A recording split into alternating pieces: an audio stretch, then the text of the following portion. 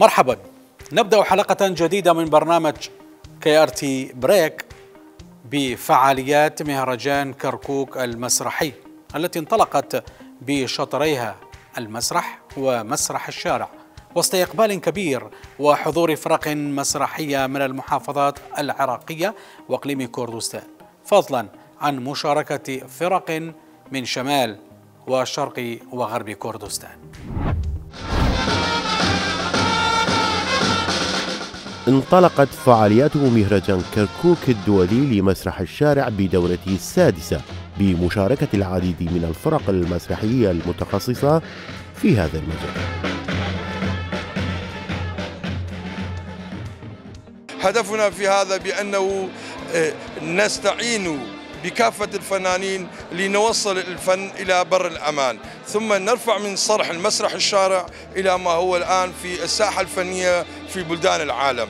إننا نريد أن نعمل الفن، إننا نريد أن نخدم كما يخدم كافة المسؤولين أو الفنانين الأخر في مجالاتهم الفنون الجميلة. إننا كمسرحيون نريد أن نخدم الفن لكن على طريق هذا الأسلوب الجديد اللي هو أسلوب المسرح الشارع.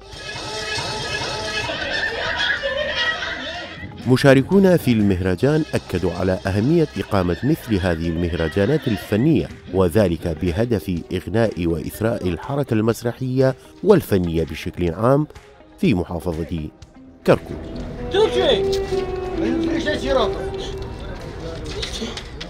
باسمي وباسم الشعب السوري والفنانين السوريين أتشرف بأن أكون موجود بين أهلي وناسي في مدينة كركوك، مدينة المحبة والسلام.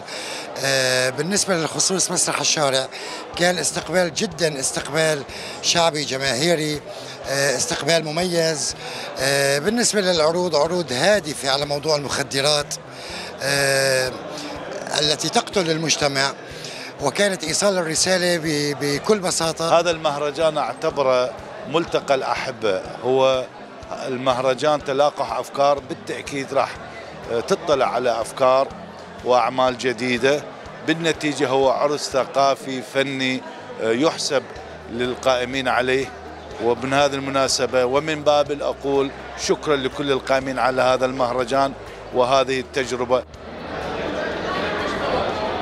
مهرجان كركوك الدولي لمسرح الشارع يكتسب أهميته من كونه رافدا مهما للمضي قدما بالحركة المسرحية والفنية إلى المزيد من التقدم والازدهار في محافظة كركوك.